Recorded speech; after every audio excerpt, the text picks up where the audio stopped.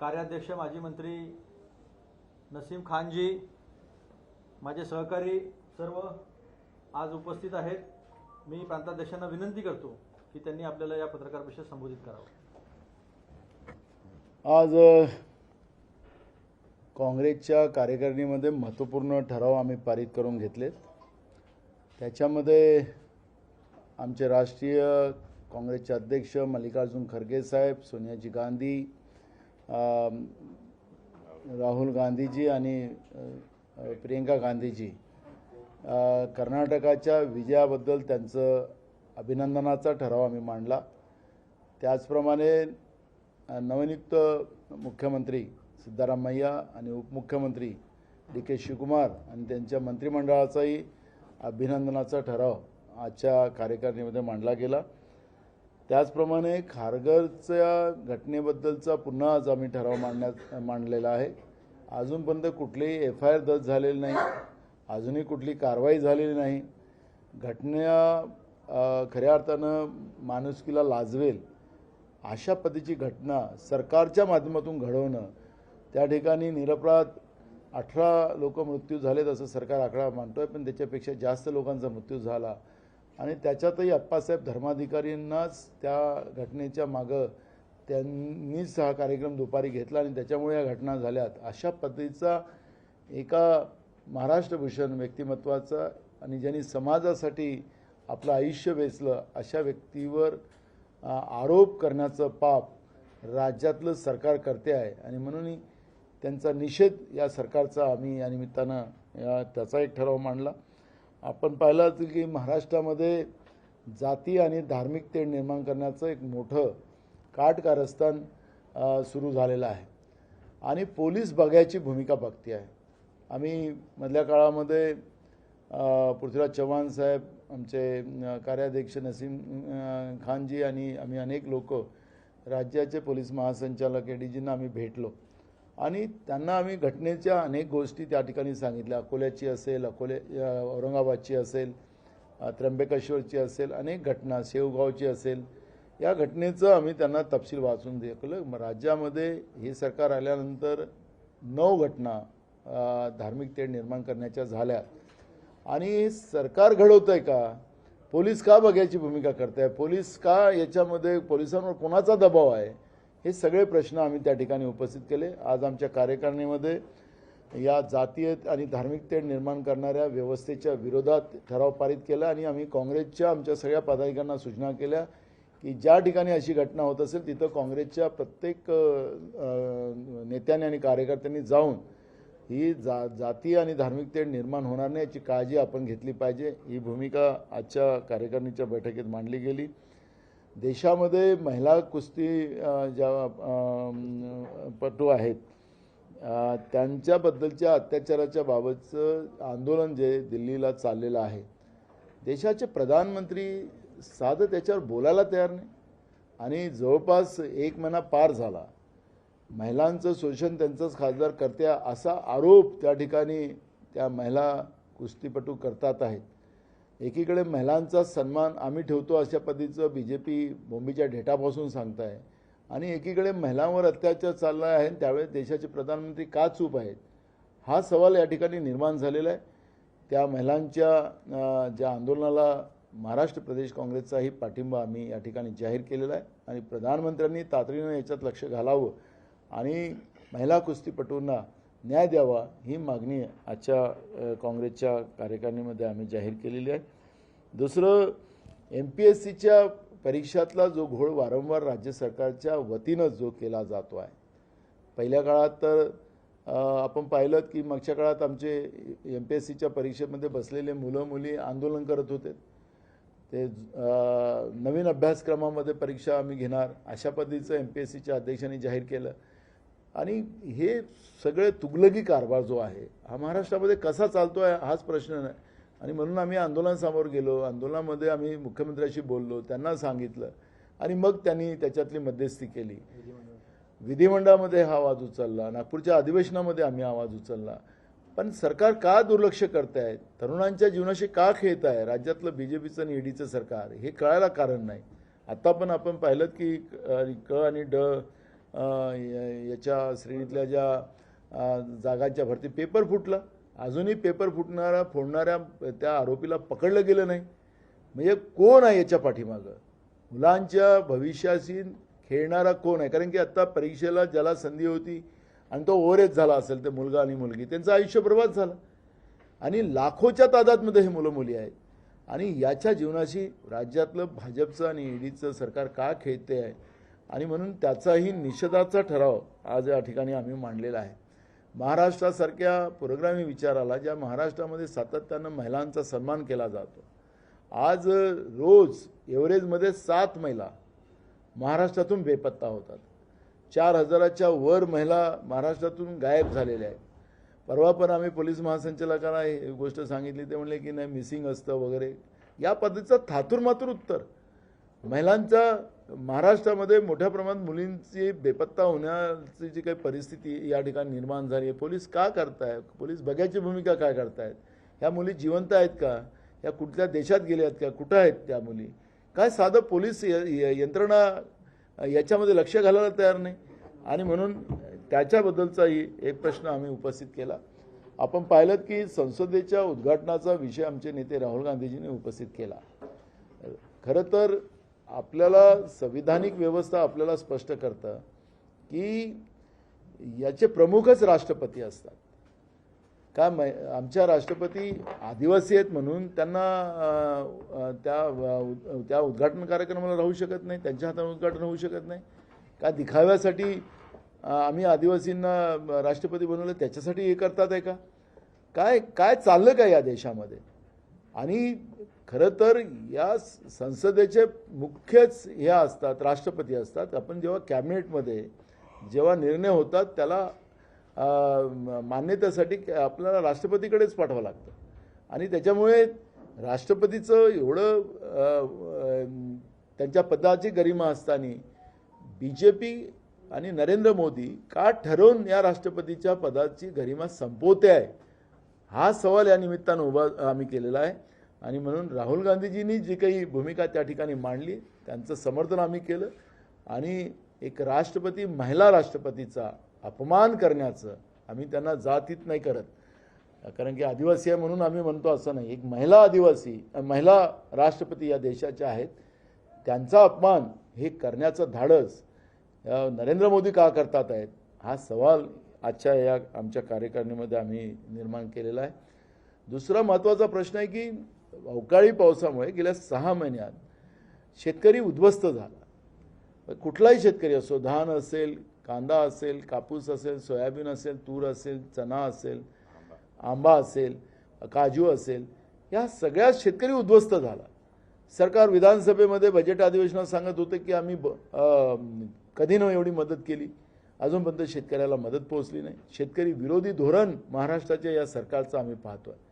आता नवीन फसलसाठी शेतकरी कामाला लागला, त्याचे अजून समर्थन मूल्याचे भाव अजून जाहीर झाले नाही. शेतकऱ्यांच्या चेष्टा करणारं भाजप, शेतकरी विरोधी धोरण असलेलं भाजपचं सरकारचा, राज्य आणि केंद्र सरकारचा निषेध आजच्या कार्यकारिणीच्या बैठकीत आम्ही केलेला आहे. तिसरा महत्त्वाचा मुद्दा असा आहे की कोराडी या ठिकाणी ज्याचा सातत्यानं मोठ्या प्रमाणात विरोध सुरू झालेला आहे, एक पॉवर प्रकल्प त्या ठिकाणी आणला जातो आहे. आणि पहिलेच त्या भागामध्ये कॅन्सरचे रुग्ण वाढत चाललेले आहे. पोल्युशनामुळे फार मोठ्या पद्धतीचं हे चाललेलं. पण आखरी तिथंच हा प्रकल्प करण्याचा मागचा उद्देश, आमचं महाविकास आघाडीचं सरकार होतं त्यावेळेस हा प्रस्ताव आला, त्याला आम्ही विरोध केलेला होता आणि त्यावेळेस तो थांबला होता. पण राज्यामध्ये ईडीचं सरकार आलं, एकनाथ शिंदे आणि फडणवीसचं सरकार आलं, ते नागपूरचे स्वतः आहेत. आणि मोदींच्या मित्रांसाठी फायदा मिळावा, कारण की कोळशाच्या खाणी तिकडे मोठ्या प्रमाणात घेतल्या गेलेल्या आहेत, त्याचा कोळसा विकला जात नाही आणि त्याच्यामुळे कोराडीलाच मुद्दामून हा प्रकल्प केला जातो आहे का? भर दिवसा 12:30 वाजता त्याचं हेअरिंग 29 तारखेला लावलेलं आहे. तुमच्या माध्यमातून आज पत्र पण आम्ही मुख्यमंत्र्यांना लिहिलेलं आहे की हे हेअरिंग थांबवलं पाहिजे. आणि आपणच कायदा केलेला आहे महाराष्ट्रामध्ये की जेव्हापासून खारघरची घटना झाली त्या खारघरच्या घटनेमध्येच आपण जाहीर केलं की कार्यक्रम घ्यायचे असतील तर संध्याकाळी 6 वाजतापासून कार्यक्रम घ्यावेत, दिवसा आपल्याला कुठलेही कार्यक्रम घ्यावे. पब्लिक हिअरिंगमध्ये तुम्ही 12:30 वाजता पब्लिक हिअरिंग घेताय, राज्य सरकार स्वतःच कायदा बनवतं आणि स्वतःच राज्य सरकार या पद्धतीचं हेरिंग लावून त्या ठिकाणी आपल्याच कायद्याचं उल्लंघन करत असतील आणि लोकांना उन्हात पुन्हा उष्माघातानं मारायचा, विदर्भात तर मोठं ऊन आहे, त्या ठिकाणी पुन्हा जनतेला उष्माघातात मारायचा प्रयत्न कोराडीच्या पब्लिक हिअरिंगच्या माध्यमातून करताय का, हा सवाल या निमित्तानं आज आमच्या कार्यकारिणीमध्ये आम्ही सवाल केलेला आहे. आपण UPSCच्याही निकालाचं आपण पाहिलं की त्याच्यामध्येही मोठा प्रमाणात गोंधळ केंद्र सरकारच्या माध्यमातून सुरू झालेला आहे. आज लागला निकाल, पोरं पास झाले. आज निकाल लागला, पोरं पास झाले, अभिनंदन करतो. आणि त्याच्यातही गोंधळ करायचा प्रयत्न झालेला होता. पण जे काही आज महाराष्ट्राचा टक्का आम्ही पाहतोय त्याच्यामध्ये महाराष्ट्रातून पहिली यशाच खऱ्या अर्थानं काश्मीरा संख्ये आणि जे काही विद्यार्थी UPSCच्या परीक्षेमध्ये पास झालेत त्यांना आम्ही मनापासून काँग्रेसच्या वतीनं त्यांना शुभेच्छा देतो आणि त्यांच्या हातून देशाची सेवा घडावी, देश उभा व्हावा, कारण की या पद्धतीच्या शुभेच्छा त्यांना या निमित्तानं देतोय. आणि अनेक प्रश्न झाले त्यात, एवढं अजून कार्यकारिणीचं खूप सारं सांगा, प्रश्न विचारा. आज जी बैठक झाली आहे कार्यकर्त्यांकडून कशा प्रकारच्या निवडणुकीची रणनीती ठरवली जाईल, कारण जी जागा आहे ती महाविकास आघाडीचे मध्ये वाटली जाणार आहे, मग काँग्रेस पक्षाचे कार्यकर्ते मनधरणी कशा प्रकारे करणार आहे? आम्ही 2-3 दिवसाच्या पहिले जे काही वातावरण महाराष्ट्रामध्ये कोणी जागा आमच्या एवढ्या जागा कोणी त्याच्या जागा असं सांगत होतं, आम्ही सांगितलं की मेरिटप्रमाणे या ठिकाणी निर्णय व्हावा. काँग्रेस पक्षाची भूमिका स्पष्ट आहे की या महाराष्ट्रामध्ये ज्या पद्धतीनं महाराष्ट्राच्या देवताचा अवमान करण्याचं काम संविधानिक पदावर बसून, राज्यपालासारख्या पदावर बसून त्या ठिकाणी छत्रपती शिवाजी महाराज, बाबासाहेब आंबेडकर, महात्मा ज्योतिबा फुले, सावित्रीबाई फुले, कर्मवीर भाऊराव पाटलांचा अवमान करणारी व्यवस्था जी निर्माण BJPच्या मानसिकतेमुळे झाली, अर्ध्या डझनपेक्षा जास्त मंत्र्यांनी महापुरुषाचा अवमान केला आणि महाराष्ट्र कुठं नेऊन ठेवला. महाराष्ट्राचं आर्थिक शेती उद्योग हे सगळी व्यवस्था संपवण्याचं पाप जे BJP करते आहे त्याला थांबवण्यासाठी काँग्रेसची भूमिका स्पष्ट आहे की मेरिटच्या आधारावर ह्या सगळ्या गोष्टीचा निर्णय व्हावा. 2014 मधली परिस्थिती वेगळी होती, 2019 मध्ये परिस्थिती वेगळी, आता परिस्थिती बदललेली आहे. जागा कोण जास्त घेतो की कमी घेतो इथपर्यंत नाही, BJPला परास्त त्या भागात कोण करू शकतो त्याच्या आधारावर हा निर्णय व्हावा. आणि म्हणून येत्या 2 ते 3 तारखेला महाराष्ट्र प्रदेशमध्ये आम्ही प्रत्येक जिल्ह्याच्या आमच्या सगळ्या नेत्यांना बोलावून त्या ठिकाणी आढावा घेणार आहे, कुठल्या स्थितीला कुठं आहे. एक सर्वे पण आम्ही करायला लावलेला आहे, त्याच्या माध्यमातून जो रिपोर्ट आला त्याच्या आधारावर महाविकास आघाडीमध्ये हा प्रस्ताव ठेवला जाईल आणि त्या आधारावर सगळ्यांच्या सहमतीनं मेरिटच्या आधारावर निर्णय घेण्याची भूमिका काँग्रेस पक्षाची आहे. मला वाटतं की याला कोणाचा विरोध राहण्याचं कुठलं कारण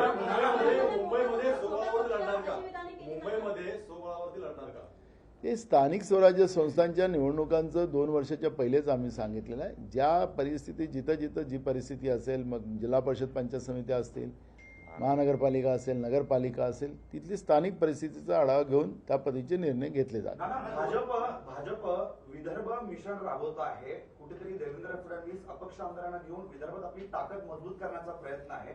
62 ठिकाणी मायक्रो प्लॅनिंग सुरू आहे, तुमचं काय म्हणतं? आपण चांगला प्रश्न विचारला. मायक्रो प्लॅनिंग करायची गरज काय? सत्तेचा सगळा माज होता, सत्ता आहे त्यांच्याजवळ, मग आता अपक्ष आमदार वगैरे घेऊन ते मायक्रो प्लॅनिंग करताय म्हणजे त्यांचे कमजोर झालेले आहेत. तुम्हीच तुमच्या प्रश्नामध्ये सांगितलेलं आहे, भाजप विदर्भामध्ये कमजोर झालेला आहे. विदर्भातल्या ज्या काही निवडणुका आता झाल्यात, मग ग्रॅज्युएट मतदारसंघाच्या असतील, शिक्षक मतदारसंघाच्या असतील, त्या ठिकाणी काँग्रेस पक्ष जिंकलेला आहे. बाजार समितीच्या परवाच्या निवडणुका झाल्या, तिथं काँग्रेस 1 नंबरमध्ये आहे. आपल्याला लक्षात असेल की ज्या नगरपंचायतच्या निवडणुका झाल्या होत्या त्याच्यातही काँग्रेस 1 नंबरमध्ये आहे. त्याच्यामुळे जे तुम्ही प्रश्न विचारला त्यांनी मायक्रो चालू केलं, त्याला काही अर्थ राहणार नाही.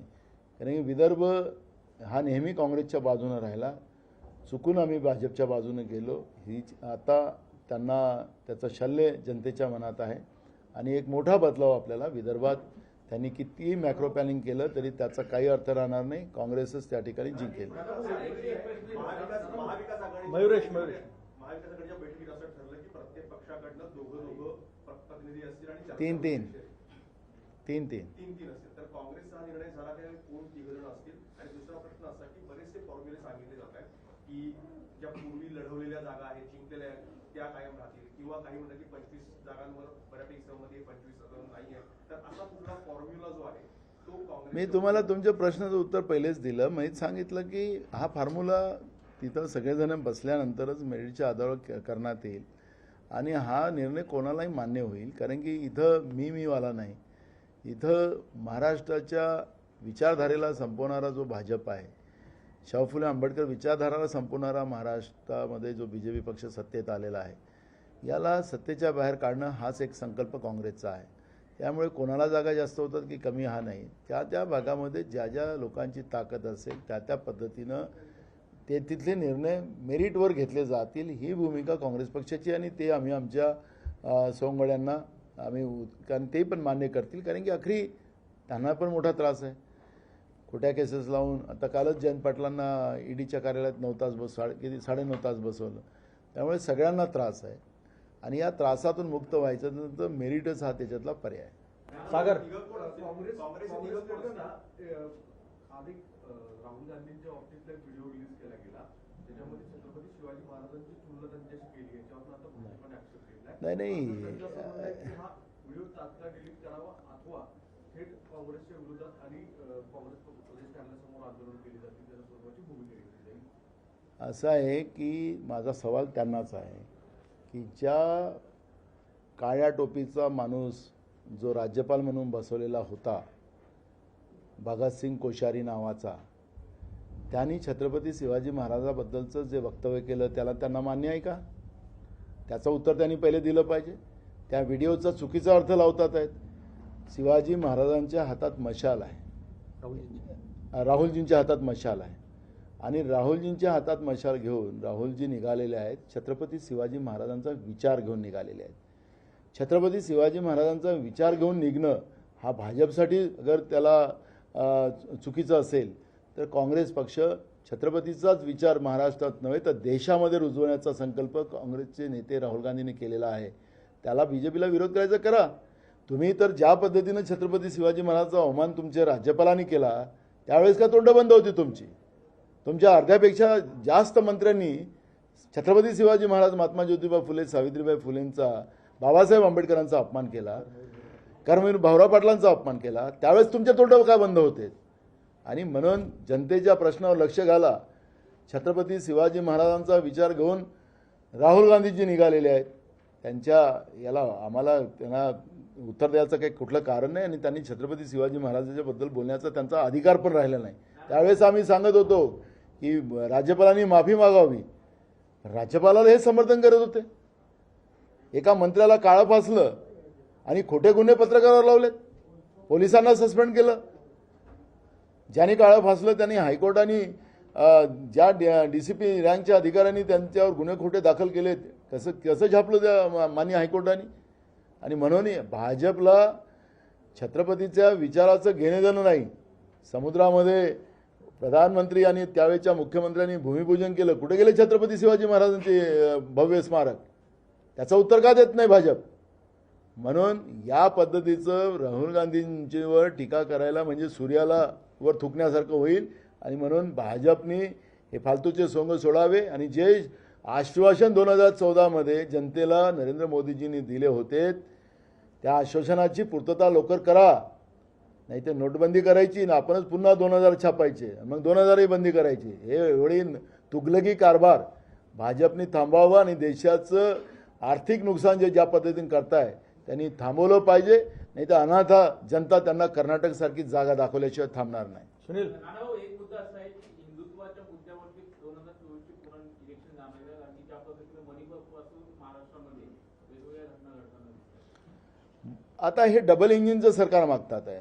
मणिपूरच्या जनतेने, भोळ्या बाबळ्या जनतेने यांना डबल इंजिनचं सरकार दिलं, बहुमताचं सरकार दिलं. हे सांगत होते आमचे मित्र देवेंद्र फडणवीस विधानसभेत की मणिपूरमध्ये काय अवस्था आहे काँग्रेसची. तर ठीक आहे ना, तुम्हाला मिळाली ना. तर ते राज्य तुम्हाला सांभाळता येत नाही. त्यांच्याच भाजपच्या 10 आमदारांनी पत्र लिहिलं अमित शहाला की आम्हाला देशापासूनच वेगळं करा, आम्हाला वेगळा देश निर्माण करून द्या. मणिपूरच्या 10 आमदार भाजपनी पत्र लिहिलं आहे देशाच्या गृहमंत्र्याला. आणि म्हणून जी काही देशाची परिस्थिती मणिपूरपासून तर पूर्ण देशात करायला निघाली.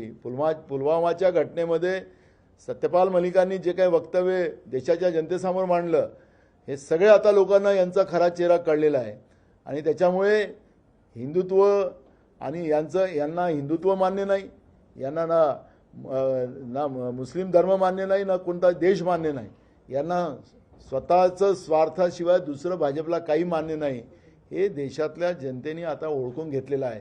त्याच्यामुळे यांचं हे सगळं हिंदुत्वाचं नकलीपणा, कारण महाराष्ट्रात आली तर गाय आई आणि गोव्यात गेली तर कापून खाई, हे कुठलं हिंदुत्व आहे?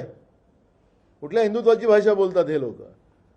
त्याच्यामुळे यांचं हिंदुत्वाचं ही नौटंकी देशाच्या जनतेला कळलेली आहे. हे नकली हिंदुत्व आहे, सत्तेसाठी आहे. सत्तेमध्ये हिंदुत्वालाच लुटायचं. अप्पासाहेब धर्माधिकारी काय मुस्लिमासाठी काम करत होते या ख्रिश्चनासाठी काम करत होते? महाराष्ट्र भूषण पुरस्कार दिल्यानंतर तुम्ही त्यांच्या अनुयायांना 20 लाख लोकांना उन्हात ठेवून तडपडून मारलं.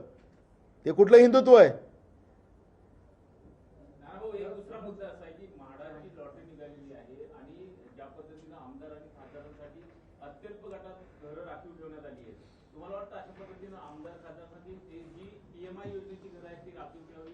त्याचा आम्ही विरोध करतो. आणि हे खऱ्या अर्थानं गरजू आणि गरिबांना मिळाले पाहिजेत. खोक्याच्या लोकांना मिळाल्यासाठी व्यवस्था करत असतील तर बिलकुल आमचा विरोध आहे. काँग्रेसचा कुठलाही आमदार या पद्धतीच्या माळाच्या घरामध्ये लॅटरीमध्ये जाणार नाही. फैजल भाई. संजय मला राऊत दुसरा यांनी प्रश्न असा आहे की राज्यामध्ये सार्वजनिक बांधकाम विभाग आहे, MSRDC आहे, मात्र तो तिसरं महामंडळ तयार केलेलं आहे आणि ते रस्त्यांची देखभाल करणार आहे. कसं बघताय?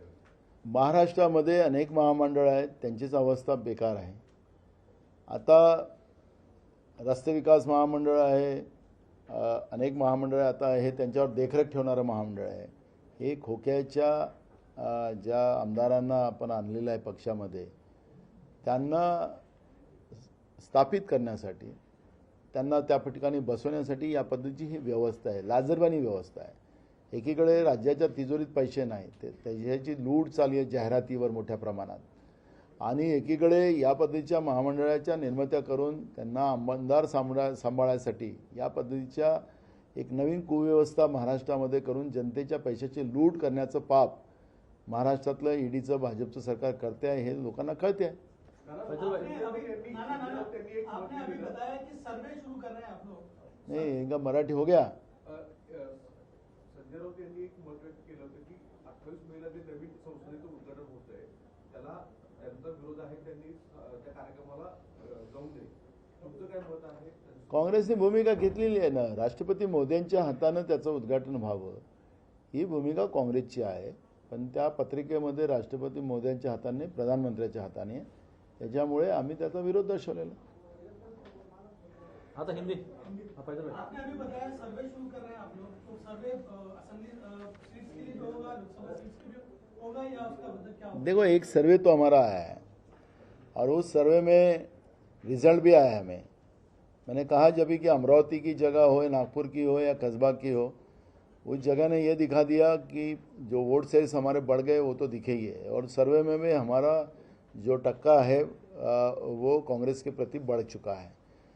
और लेकिन अभी लेटेस्ट, क्योंकि बहुत सारी घटनाएं रोज देश की सरकार कर रही है, राज्य की सरकार कर रही है, जिसके परिणाम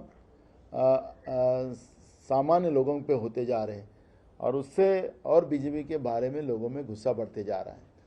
तो हमारी भूमिका है कि और एक सर्वे हम मंगा रहे हैं और उस सर्वे के आधार पर हमारी महाविकास आघाड़ी में वो सब बातें हम रखेंगे. और हम अभी 2 और 3 तारीख को हम पूरे राज्य से हमारे सभी उस जिले के सभी पदाधिकारी, आजी माजी सांसद, MLA, मंत्री और वहाँ के जो भी प्रमुख नेता है उनको बुलाकर सभी का आढ़ावा लेंगे और मेरिट के आधार पर इस विषय का निर्णय लेंगे. क्योंकि जिसे महाराष्ट्र की विचारधारा को बीजेपी जिस तरह से ख़त्म करना चाहती है, कदापि कांग्रेस उसको ख़त्म नहीं होने देंगी. कांग्रेस की भूमिका स्पष्ट है और हम जगह का झगड़ा नहीं करेंगे। हमारी भूमिका है कि जो मेरिट के आधार पर जो हो उसी आधार पर निर्णय हो जिससे हम बीजेपी को महाराष्ट्र में परास्त कर सकें। बातचीत करने के लिए 3 नंबर के नाम आपको डिसाइड हो गए? हो गए हमारे, लेकिन अभी ये जब हमारे 2 या 3 को हमारा पूरा ये सब हो जाएगा उसके बाद में, क्योंकि एक पॉलिसी बना कर हमारे लोग जाएंगे वहाँ पर और वो उनको कन्विंस करने के लिए पूरे आंकड़े के साथ, क्योंकि ये पूरा हवा में बात नहीं करेंगे हम लोग। और हमारी भूमिका एकदम स्पष्ट है कि सबका अड़ावा लेकर उसके आधार पर ही हम लोग कमेटी में जाएंगे हमारे लोग, और वहाँ पर ये डिस्कशन मेरिट के आधार पर करेंगे और वो काम हम कर रहे हैं। क्योंकि हमको इतनी जगह चाहिए उतना जगह चाहिए, वो लड़ाई में हम नहीं फंसने वाले, हमारे को नहीं जाना है। हमारा एक ही मकसद है कि जो बीजेपी के विरोध में लड़ने वाले लोग हैं उनको साथ लेकर हम महाराष्ट्र से बीजेपी को परास्त करने की भूमिका कांग्रेस पार्टी के और कांग्रेस वो लाइन में काम करें। संजय राउत कह रहे हैं कि 19 जगह उन्होंने जीती थी जिसमें 18 महाराष्ट्र की है। अजित पवार कह रहे हैं कि 25 जगह जहाँ पर नहीं जीते वहाँ पर पहले डिस्कशन हो। क्या अभी तक देखो अभी सुनो ना, फार्मूला वैसी हुआ है, जो जगह बीजेपी के पास है उस जगह पे डिस्कशन करेंगे, लेकिन जो सभी जगह पे डिस्कशन उसमें होगा और उसी आधार पर मेरिट के आधार पर डिसीजन हम करेंगे, तो जिससे हमारे मित्र पक्ष जो है उनको भी सुविधा होगी। नहीं तो लड़ने के लिए नहीं लड़ेंगे, जीतने के लिए लड़ना है, तो ये भूमिका स्पष्ट है और उनको भी मान्य होगी। कोई फॉर्मूला अभी तक डिसाइड हुआ? अभी नहीं हुआ, कोई फार्मूला डिसाइड नहीं हुआ। कांग्रेस मतलब अपने आज प्रस्ताव भी पास किए मीटिंग में, क्या महत्वपूर्ण कुछ प्रस्ताव है? बताएं। हमने कर्नाटक के चुनाव का हमारे नेता मल्लिकार्जुन खड़गे जी, हमारे नेता सोनिया गांधी जी, राहुल गांधी जी, प्रियंका गांधी जी का अभिनंदन का प्रस्ताव हमने रखा। नई सरकार बनी, उस सरकार में हमारे जो मुख्यमंत्री सिद्धरामैया जी और उप मुख्यमंत्री DK शिवकुमार जी, उनका भी अभिनंदन का प्रस्ताव हमने रखा और एक मत से पारित किया। खारघर में जो घटना हुई थी जिसमें अप्पा साहब धर्माधिकारी जिनको महाराष्ट्र भूषण पुरस्कार मिला था, तो उनके सत्कार के कार्यक्रम में जिस तरह से वहाँ पर चेंगरा चिंगरी हुई और कुछ लोग उष्माघात से मरे, और उस सरकार की जवाबदारी जाती है और सरकार अभी भी उस पर कोई FIR दर्ज नहीं हुआ। कौन था इसके पीछे, कार्रवाई क्यों नहीं कर रहे, और ऊपर से अप्पा साहब धर्माधिकारी जी के ऊपर ये आरोप सरकार लगा रही कि इनके गलती की वजह से ये घटना हुई है, तो उसका निषेध हमने किया है। महाराष्ट्र में जाति और धार्मिक तेड़ निर्माण तनाव करने का काम किया जा रहा है और वहाँ पर कुछ जगह मैं खुद जाके आया। औरंगाबाद की घटना, अकोला की घटना, पुलिस क्यों वहाँ पर सिर्फ दूर से देख रही है, घटना के समय रोक क्यों नहीं रही है, पुलिस क्यों किससे डर रही है, कौन उसको डरा रहा है, कौन धमका रहा है, और ये घटना क्यों होने दे रहे हैं। तो ये सब चीज़ों का भी हमने एक आढ़ावा लिया, उसको भी ये घटना का महाराष्ट्र में अब से दोबारा घटना ना हो, तो कांग्रेस के उस जिले के सभी नेताओं ने ये घटना नहीं होना चाहिए, उसको लोगों में जाके शांतता रखने की बात करना है, लोगों को समझाना है। क्योंकि बीजेपी मूल इशू को डाइवर्ट करने के लिए, जो महंगाई है, बेरोजगारी है, किसान के इशू है, गरीबी है, बेरोजगारी है, सब इशू को डाइवर्ट करना चाहती है और इस तरह से दंगे बनाकर परिवार को उद्ध्वस्त करना चाहती है। मैं अकोला में जब देखा तो विलास गायकवाड़ नाम का जो इलेक्ट्रिशियन था जिसकी मृत्यु हुई, तो उनके घर में गया था। एक छोटे से घर में वो रहता है, 2 बच्चियाँ, एक बेटा, घर में कमाने वाला कोई नहीं। तो वो परिवार कैसा उद्ध्वस्त हुआ मैंने अपनी आंखों से देखा। एक मुस्लिम महिला जो अपंग थी उसको घर ही जला दिया, वो परिवार की मैंने परिस्थिति देखा। तो ये जो स्थितियां है कि इस दंगों में आम लोगों को जिस तरह से बर्बाद किया जा रहा है, तो ये व्यवस्था को रोका जाए। और ये कांग्रेस के कार्यकर्ताओं को, नेता को हमने आज आह्वान किया कि महाराष्ट्र ये शाहू फुले अम्बेडकर विचारधारा का, सर्वधर्म समभाव का है और इस महाराष्ट्र में इस तरह की घटना नहीं होना चाहिए। इसलिए कांग्रेस के कार्यकर्ता ने भी सामने आके मुकाबला करना चाहिए, यह आह्वान हमने किया है। जो महिला रेसलर जो है वो एक महीने से वो आंदोलन कर रहे हैं। देश के प्रधानमंत्री उनसे बात भी करने को तैयार नहीं, उन्हीं का सांसद, उनके ऊपर उनके आरोप हैं, क्यों नहीं बात कर रहे हैं? देश के लिए खिली हुई जो हमारी लड़कियां हैं, देश के लिए उन्हें स्वर्ण पदक ला के दिया है, देश के लिए लड़ने वाले लोग हैं, और उनका ही शोषण किया जा रहा हो तो देश के प्रधानमंत्री क्यों चुप बैठे हैं? क्यों नहीं उनकी बात को सामने आके उनको समझाते हैं और उनको न्याय क्यों नहीं देते? ये एक सवाल हमने खड़ा किया और उसकी कार्यकारिणी में आज उसका भी एक ठहराव हमने लिया। महाराष्ट्र में एमपीएससी परीक्षा का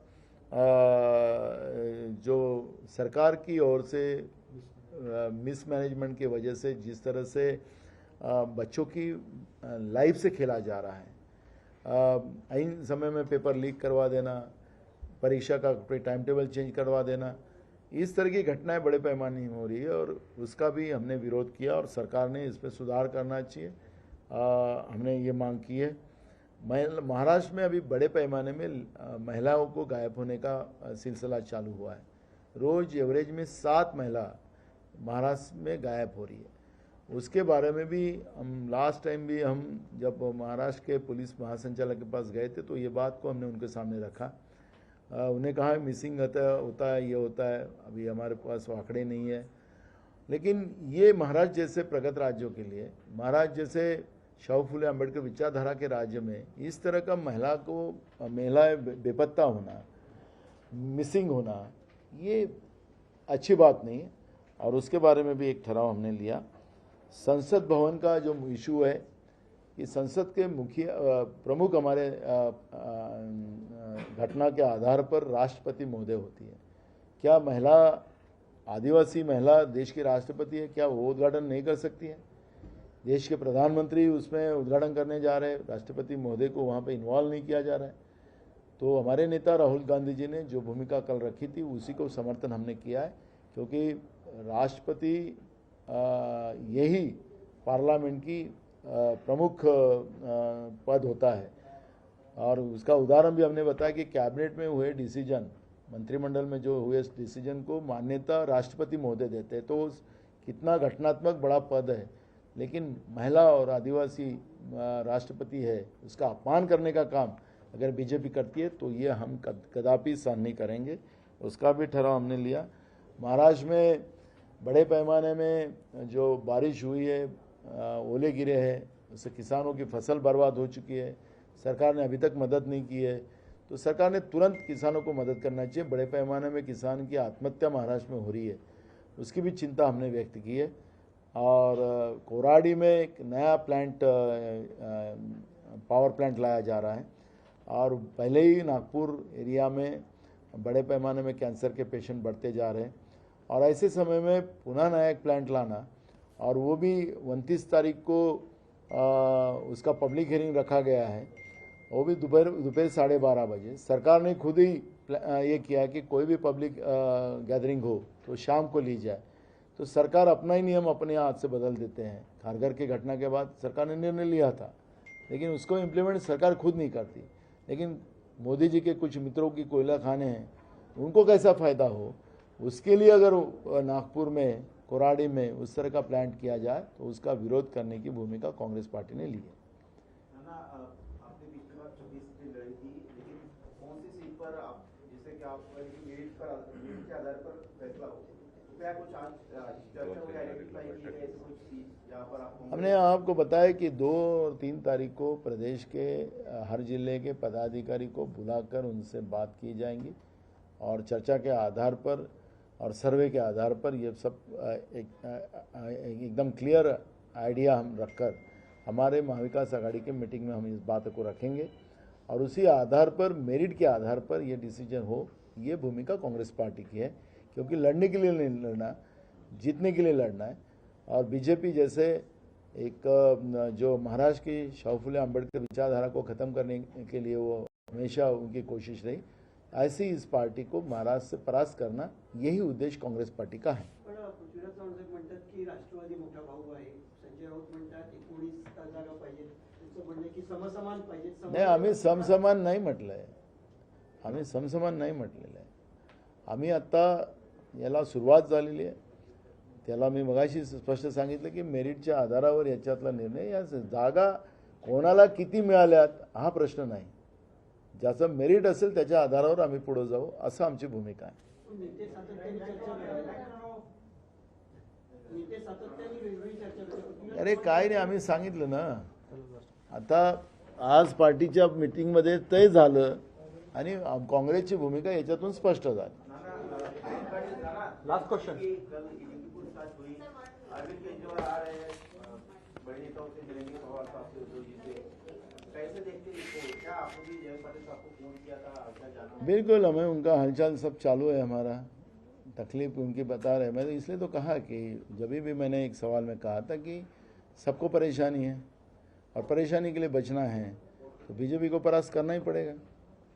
केजरीवाल मुंबई में आ रहे हैं, शरद पवार जी से मिलेंगे, उद्धव जी से मिलेंगे, क्या कोई प्रोग्राम है कि कांग्रेस के किसी लीडर से भी मिलने वाले हैं? नहीं, यहाँ पे ऐसा कोई प्रोग्राम हमारे पास नहीं है. Last question. सर, राज्य सरकार एक गणवेश एक योजना अशी आणत आहे, त्यासाठी 65 ते 67 कोटींचा खर्च जो आहे तो अतिरिक्त तिजोरीवर पडणार आहे.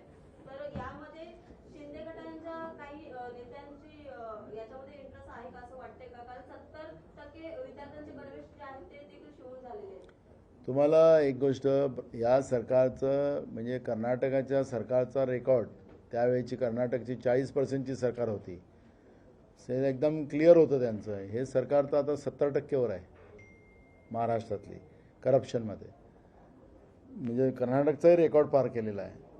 प्रत्येक ठिकाणी पैसे कसे खाता येईल, राज्याच्या जनतेच्या पैशाची लूट कशी करता येईल त्या पद्धतीच्या योजना बनवल्या जातात. आनंद सिद्धामध्ये भ्रष्टाचार, गणवेशमध्ये भ्रष्टाचार, भ्रष्टाचाराचे अनेक साधनं ते बरोबर काढतात आणि त्या पद्धतीचं प्लॅनिंग त्यांचं चालतं. आणि ही कर्नाटकलाही 40%च्या पुढं, कारण की परवा अमित शाह साहेब आले होते, 2 दिवस यांच्यासोबत बसलेत, तर आता रेट थोडासा अजून वाढल्यासारखा दिसतो मला. चलो ठीक है, थैंक यू. एक सवाल आपसे है कि परसों जो मुंबई बीजेपी की मीटिंग हुई उसमें आशीष शेलार ने एक वीडियो दिखाया था, ये कह के कि कर्नाटक का वो वीडियो है, क्या कहना चाहिए? देखो, आपको अरेस्ट की डिमांड की है. हमने खुद डिमांड की है कि जिस तरह का वीडियो दिखाया जा रहा है 2022 वो मणिपुर का है, 2022 और ये जिस तरह से अफवाह फैलाई जा रही कर्नाटक में, हमें क्या है. मैंने इसलिए तो जब भी उस सवाल का जवाब दिया हूँ कि महाराष्ट्र में गैया माँ होती है और गोवा में वो खाने की चीज़ होती है. लक्केरज है ना, समुद्री आड़ा है, तो इतने एक समंदर, अरबी समंदर का दूसरा समंदर का छोर में इनकी भाषा बदल जाती है. वहाँ का मुख्यमंत्री कहता है कि मैं यहाँ पर बीफ कम नहीं पड़ने दूंगा, समय आया तो इसको आयात करूँगा, तो वो तो खुद ये कहता है. तो इसलिए ये इस वीडियो को उसने दिखाया, तो ये वीडियो को उन्होंने कहा, TV9 ने उसने दिखाया कि खोटा, फेक से करके खोटा है. अरेस्ट मांगी है हमने महाराष्ट्र के गृह मंत्री से. ये झूठ करके हिंसाचार फैलाने का तरीका है, सांप्रदायिकता बढ़ाने का तरीका है. हमने उनको उनकी अरेस्ट मांगी है कांग्रेस की तरफ से. ये व्हिडिओ मुळात कर्नाटकचा नाहीच आहे. शेलारांनी कर्नाटकचं नाव सांगून जो व्हिडिओ जाहीर कार्यक्रमात दाखवला तो दावा पूर्णपणे खोटा आहे. थँक्यू. लोकशाही मराठी ऐका, पहा,